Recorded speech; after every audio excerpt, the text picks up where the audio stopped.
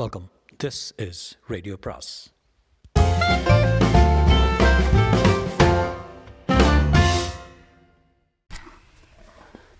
அனைவருக்கும் அன்பு வணக்கம். ராக்கி ரங்கராஜனின் படகு வீடு அத்தியாயம் 37. மீனம்பாக்கத்தின் காற்றுக்கு தனியானதொரு வெப்பமும் வேகமும் உண்டு. விமானத்திலிருந்து இறங்கி கெட்டியான தரையில் காலை வைத்ததும் சத்யாவின் உணர்வுகள் விழித்து கொண்டு விட்டன.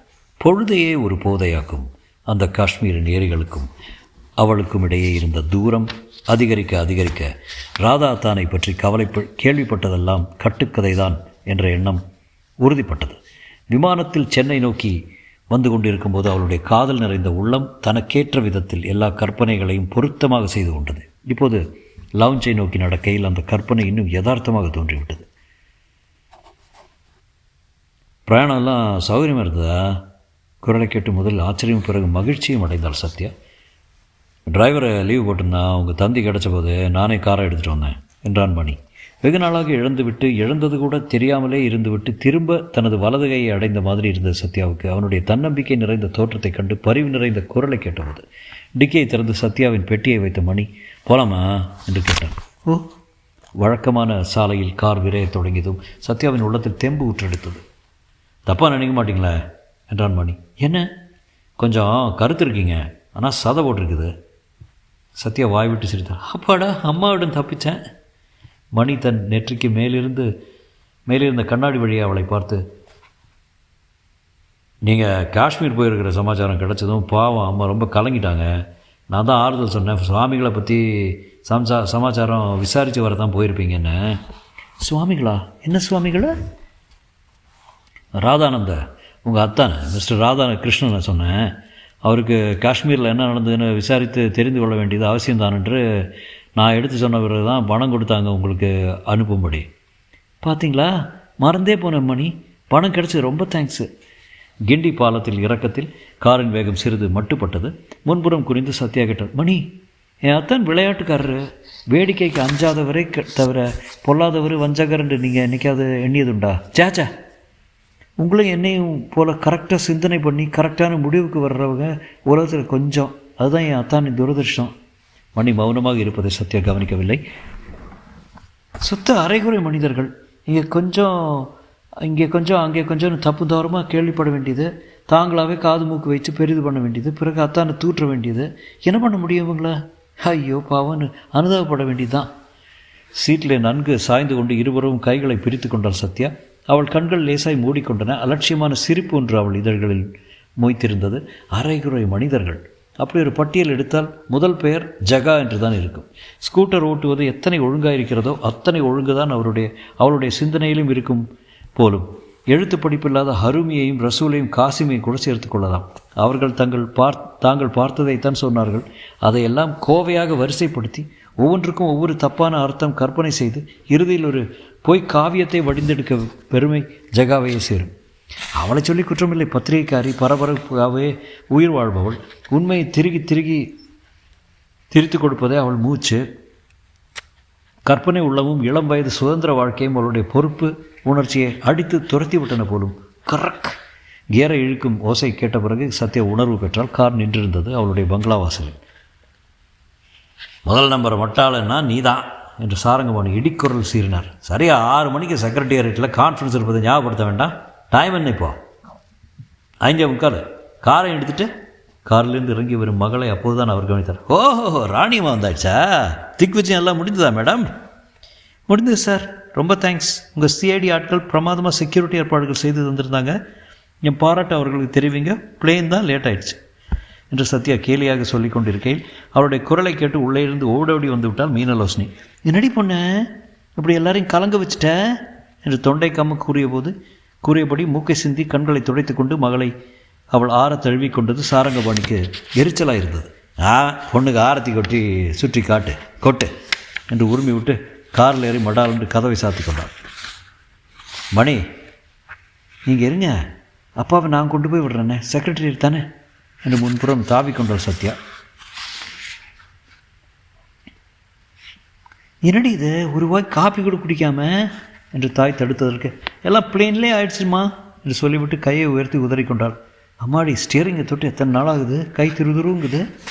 பின் சீட்டில் உருண்டு உட்கார்ந்திருந்த சாரங்கபாணியை கூட பேச வைத்து விட்டது சத்யாவின் சுறுசுறுப்பு. ஷெர்லாக் ஹோம்ஸ்னு நினைப்பு, காஷ்மீருக்கு போனி என்ன கிழிச்சியான் என்று முணுமுணுத்தார் அவள். நீங்கள் எல்லோரும் நினைக்கிறபடி அத்தான் வேஷக்காரர் இல்லைன்னு கண்டுபிடிச்சேன். ஆஹாஹா! சாரங்கபாணி கேலியாக சிரித்ததும் சத்யாவுக்கு கோபந்தான் வந்தது. என் மனசுக்கு உண்மை தெரியும், இவர்களுக்கு எல்லாம் விளக்க வேண்டும் என்று கட்டாயமாக என்ன என்று வீம்புடன் வாயை மூடிக்கொண்டாள். அந்த வேப்ப மருத்தடியில் நிறுத்த, அரை மணி நேரில் வந்துடுறேன் என்று தெரிவித்து விட்டு சாரங்கபாணி செக்ரட்டேரியட் கட்டிடத்துக்குள் நுழைந்து மறைந்து விட்டார். அப்பா கேலியை சிரிக்கட்டும், ஜகா கடுமையை குற்றம் சாட்டட்டும், எனக்கு நன்றாய் தெரிகிறது நடந்த விஷயம் பூராவும் என்று எண்ணியபடி காரை விட்டு இறங்கி சிறிது காலார நின்று கொண்டாள் சத்யா. காஷ்மீரில் அத்தானுக்கு நேர்ந்தவற்றை அவளால் கற்பனை செய்ய முடிந்தது. பாவம், பார்வை இழந்த பெண் என்று இரக்கம் காட்டியிருக்கிறார் அத்தான். அதுதான் தப்பு. மருந்து குடிக்க மாட்டேன், ஆகாரம் சாப்பிட மாட்டேன் என்று பிடிவாதம் பிடித்தவளை தன் பேச்சு திறமையினால் வழிக்கு கொண்டு வந்திருக்கிறார். சரி, அந்த பெண் தனியாக ஏன் காஷ்மீர் வந்தாள்? கணவனுடன் மனத்தாங்கல் தான், தாங்களால் தான், வேற என்ன? அதுதான் நகை நட்டோடு ஓடி வந்திருக்கிறாள். அத்தானும் அதை தெரிந்து கொண்டு விட்டார் போலிருக்கிறது. அவள் போக்கை திருத்திவிட வேண்டும் என்று அவர் எண்ணியிருக்கிறார். முதலில் நகைகளை அவளுடைய கணவனின் விலாசத்துக்கு அனுப்பி வைத்திருக்கிறார். படகு வீட்டில் அவைகளை வைத்திருப்பது புத்திசாலித்தனம் அல்ல என்று எடுத்து காட்டியிருப்பார். அவள் ஒப்புக்கொண்டதும் ஏதாவது பேங்க்குக்கு பத்திரமாக அனுப்பி வைப்பதாக சொல்லிவிட்டு அவளுடைய கணவரின் விலாசத்துக்கு அனுப்பியிருக்கிறார். விலாசமா? ஆஷாவின் பெட்டியில் இல்லாமல் போகுமா? பார்வை சரியில்லாதவர்களால் அவள் அறியாமல் இதை எல்லாம் எளிதாய் செய்திருக்கிறாள். அடுத்த காரியம் ஆஷாவின் மனதை மாற்றுவது. பிக்னிக் என்று புறப்பட்டாரே, அன்று அதைத்தான் செய்திருக்கிறார். கல்யாணமான ஒரு பெண்ணின் கடமை என்ன என்பதை பல விதங்களில் எடுத்து சொல்லி வாதாடி இருக்கிறார். அத்தானுக்கு பேச கற்றுத்தர வேண்டும். அந்த பெண்ணின் மனம் இளகிக் கொண்டே வந்திருக்கும். அதற்குள் காரியம் கேட்டுவிட்டது. வேறு யாரால்? அவளுடைய கணவனால் தான். அவன் பொல்லாத மூடன் என்பது நிச்சயம். இல்லாவிட்டால் எந்த தாலி கட்டின மனைவியையும் அப்படி ஓடிவிட மாட்டாளே. அவன் எங்கெல்லாமோ அலைந்து திரிந்து விசாரித்து ஆஷாவின் இருப்பிடத்தை கண்டுபிடித்து ஸ்ரீநகருக்கே வந்து விட்டான். ஆனால் அவள் எங்கே தங்கியிருக்கிறாள் என்பது தெரியாமல் பிக்னிக் ஜனங்கள் வரக்கூடிய இடங்களில் ஒவ்வொன்றாக தேடிக்கொண்டு இருந்திருக்கிறான். ராதா தான் ஆஷாவின் மனத்தை மாற்றுவதற்காக வாதாடி கொண்டிருந்த சமயத்தில் அந்த முரடனின் கண்ணில் அவர்கள் பட்டிருக்கிறார்கள். மடையன் அதை விபரீதமாக அர்த்தம் செய்து கொண்டு விட்டான். பணக்காரனாகியால் கையில் ரிவால்வர் எப்போதும் வைத்திருப்பான், அல்லது சுத்தி பிச்சுவா ஏதேனும் கையில் இருந்ததோ என்னவோ. ஆஷாவை தாக்கிவிட்டு ஓடியிருப்பான். படுகாடம் காயமடைந்த ஆஷாவையும் தூக்கி கொண்டு சுட்டவனையும் தேடி ஓடியிருப்பார் ராதாத்தான். கடைசியில் அவனை கண்டுபிடித்து உண்மையையும் விளக்கியிருப்பார்.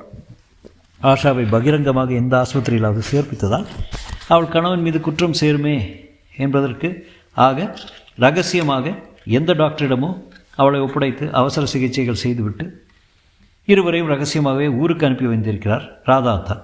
தன்னையும் குடைந்து கேட்பார்கள் என்று யாரிடமே சொல்லாமல் புறப்பட்டு விட்டார். ஆனால் அறிந்தோ அறியாமலோ ஒரு குடும்பத்தின் ரகளை ஏற்படுத்தி விட்டோமே என்ற வருத்தம் அவரை துறவையாக்கிவிட்டது. ஒரு நெட்டு வியர்ப்புடன் தலை நிமிர்ந்தாள் சத்யா. எத்தனை கச்சிதமாக, எள்ளத்தனை பிசிறு இல்லாமல் அத்தானை பற்றிய மர்மம் தெளிவாகிவிட்டது. நடப்பவர்களை பற்றி தெளிவான முடிவுக்கு வந்துவிட்டதால் நடக்கப் போவதை பற்றிய குழப்பமும் அகன்று விட்டது சத்யாவிடமிருந்து. ஒரு வருடம் என்று அந்த கெடுவும் இதோ தீரப்போகிறது. 2 மாதத்தில் அதற்குள் அத்தானை பல முறை சந்திப்பது, கொஞ்சம் கொஞ்சமாக அவருடைய இதயத்தில் ரணங்களை ஆற்றுவது, இதமாக பேசி பழகுவதன் மூலம் அவரை இக வாழ்க்கைக்கு திருப்புவது, இது ஒரு பெரிய காரியமா? அத்தான், ஏதோ உங்கள் ஆசைக்கு ஆறுதலுக்கு 1 வருஷம் இருந்தாகிவிட்டது துறவியாக. எனவோ தவறு இழைத்து விட்டோம் என்று பிராயச்சித்தம் செய்ய நினைத்தீர்கள், செய்தாகிவிட்டது. போதும் பாருங்கள் என்று அழைக்க வேண்டும். நீ சொல்வது சரிதான் சத்யா. ஆனால் என்ன? மடத்தின் பொறுப்பை யாரிடம் விடுவது? ஏன் சின்னச்சாமி இல்லையா? உங்களை காட்டிலும் வயதிலும் அனுபவத்திலும் பெரியவராக நான் கூட கேள்விப்பட்டேன். உங்களுக்கு பதில் அவர் தான் இந்த மடத்தின் தலைவராக வந்திருக்க வேண்டியவர்னு. அவரிடம் புடைங்க, சந்தோஷமாக ஏற்றுக்கொள்வார். உலகம் சிரிக்காத சத்யா. துறவி ஒருவர் திடீரென்று கிரகஸ்தனாக உலகம் எதுக்காக சிரிப்பதில்லை? குடும்பஸ்தன் துறவியானால் கூட சிரிக்கிறது. அப்பயே சிரித்தாலும் சிரிப்பவர்களின் மத்தியிலே நாம் வாழ்ந்தாக வேண்டும் என்று கட்டாயமாக. வடக்கே எத்தனையோ ஊர் இருக்கிறது, வைத்தியரையே பார்க்கிறாத கிராமங்கள் எத்தனை இல்லை. அங்கே போயிருப்போம். என் டாக்டர் படிப்பும் வீணாகிறபோது அங்கே தொழில் நடத்துகிறேன். நீங்களும் உங்கள் மனசுக்கு ஏற்ற விதத்தில் ஒரு வேலை பார்த்துக்கலாம். ஏன் நம் விவாகம் நடந்து விட்டால் அப்பா தான் உங்கள் சொத்தை வட்டி முதலுமாக கொடுத்து விடுவாரே. அதை வைத்துக்கொண்டு பெரிய தொழிற்சாலையோடு நீங்கள் ஆரம்பித்து நடக்கலாம். ஆமாம் சத்யா, நீ சொல்கிறது தான் உண்மை. இப்போதெல்லாம் எனக்கு கண்ணே திறந்த மாதிரி இருக்குது. வா போகலாம். டொக்கெட்டு தலையில் ஏதோ விழுந்தது. ஒரு வேப்பம் படம். சிரித்து கொண்டே கைக்குட்டையால் தலையை துடைத்து கொண்டால் சத்யா. வேப்பம்பழம் இன்னும் நல்ல சகுனம். அத்தான் நீயும் இணைய வேண்டிய காலம் வந்துவிட்டது என்று நினைவூட்டுகிறதா? முன்பொரு முறை மகாபலிபுரத்து தோப்பில் வழியே உலாவிக் கொண்டிருந்த போது, வேப்பம்பழம் சாப்பிட்ருக்கியா சத்யா என்று கேட்டார் அத்தன். வேப்பம்பழம் ஐயே, எனக்கு ஒரு அலாதி தூத்திக் கொண்டு கடித்து மெல்லாமல் சும்மா ஒரு முறை உறிஞ்சி விட்டு துப்பிவிட வேண்டும். நீங்களே சாப்பிடுங்க. சரி, தாவணியை பிரித்து கொடுப்பி. அத்தானே அவருடைய முந்தானையை விரித்து பிடித்து கொள்ளும்படி செய்துவிட்டு ஒரு கிளையை பிடித்து உலுக்கினார். படபடவென்று வேப்பம்பழங்கள் விழுந்தன. சத்யாவின் இதயம் படபடுத்தது அந்த நினைவு. முந்தானை அவர் தொட்டபோது அவளுக்கு அப்போது ஏற்பட்ட நாணம், அப்போது மனம் அனுபவித்த கிளுகிழுப்பு, அப்போது அவள் வீசிய பார்வை, வெகு நேரத்துக்கு அவளை கிடங்க செய்து கொண்டிருந்தது பரவசம். எல்லாவற்றையும் மீண்டும் இந்த வினாடியில் துய்ப்பது போல் இருந்தது. அவள் கால்கள் அதற்கு மேல் இந்த வெறும் மண்ணில் அத்தான் இல்லாத சூன்ய பிரதேசத்தில் நின்றிருக்க தயாராகிறது. கைகடியாரத்தை பார்த்தால் மணி 7 நெருங்கி கொண்டிருந்தது. சாவியை காரில் வைத்துவிட்டு கதவை மூடினாள் சத்யா. கடற்கரை சாலைக்கு செல்லும் வாசல் வழியே வெளியே வந்தால் அமளியில் முடிவு பெற்ற பொதுக்கூட்டம் போல அலைகளின் சங்கமம் ஒன்றோடொன்று முட்டிக்கொண்டு பெரும் இரைச்சலை எழுப்பிக் கொண்டிருந்தது. பகலின் ஆதிக்கத்தை நீல விளக்குகள் மெல்ல மெல்ல உடைத்து தனது ஆட்சியை சிறிதாக நிலைநாட்டி கொண்டிருந்தது. வேகமாக அவள் நடந்தாள். சாந்தோம் கடற்கரை ஒட்டிய பவானி மடத்தினும் சத்யா நுழைந்தபோது தாயை மடிய செய்துவிட்டு பிறக்கும் சிசுவை போல பகலின் மரணத்தில் இரவு ஜனித்திருந்தது. பிரார்த்தனை நேரம் அப்போதுதான் முடிந்திருக்க வேண்டும். கையில் மலர்களும் நெற்றியில் குங்குமமாய் பலர் அவள் எதிரில் சென்று கொண்டிருந்தார்கள். காலணிகளை வெளியே விட்டுவிட்டு பிரார்த்தனை மண்டபத்தினுள் பிரவேசித்தாள் சத்யா. தெய்வ உருவங்களின் அடியிலே பெரிய குத்துவிளக்கு ஒன்று மட்டுமே எரிந்து கொண்டிருந்தது. சிவந்த புஷ்ப குவியங்களின் மனத்துடன் அகிர் புகையின் தூபமும் சேர்ந்து இழைந்தது. ஹோ என்று வெறித்து கிடந்த மண்டபத்தில் புஜங்களை மார்பின் மீது கட்டிக்கொண்ட நிலையில் தன்னந்தனியே ராய் கண்மூடி அமர்ந்திருக்கும் அந்த உருவத்தை நெருங்கவே அச்சம் ஏற்பட்டது சத்யாவுக்கு. ஓசைப்படுத்தாமல் அடி வைத்து முன்னேறி அவர் பார்வையில் படுகிற மாதிரி பணிவுடன் உட்கார்ந்து கொண்டார். சில நிமிடங்கள் கழித்து ராதானந்தர் கண் விழித்தார். வினாடி நேரம் அவர் பார்வையில் வியப்பு தென்பட்டது. இன்று மத்தியானம் தான் வந்தேன் என்று தானாகவே தெரிவித்துக் கொண்டார் சத்யா. வந்து உங்கள் வார்த்தையை மீறிக்கொண்டு காஷ்மீர் போயிட்டேன், மன்னிக்கணும். பரவாயில்ல. குத்துவிளக்கின் ஆழி அசையும் ஒளி ராதானந்தரின் முகத்தில் கோலமிட்டு கொண்டிருந்தது. போன இடத்துல உங்களை பற்றி எத்தனை கட்டுக்கதைகள் கேட்டேங்கிறீங்க. கட்டுக்கதைன்னு எப்படி சொல்கிறேன்? வெளிச்சமும் இருட்டும் கலக்கும் இடத்தில் அவர் அமர்ந்திருந்ததால் அவரது முகத்தை சரியாக கவனிக்க முடியவில்லை சத்யாவினால். குத்து விளக்கோ ஓயாத விளையாட்டில் திளைத்து கொண்டிருந்தது. மேலே பேச வேண்டாம் என்று எண்ணினார். ஆனால் பேசினார். யாரோ ஆஷாவா குஜராத்தி பண்ணா அவளோட கூத்தடிச்சாங்களாமே காஷ்மீரில்.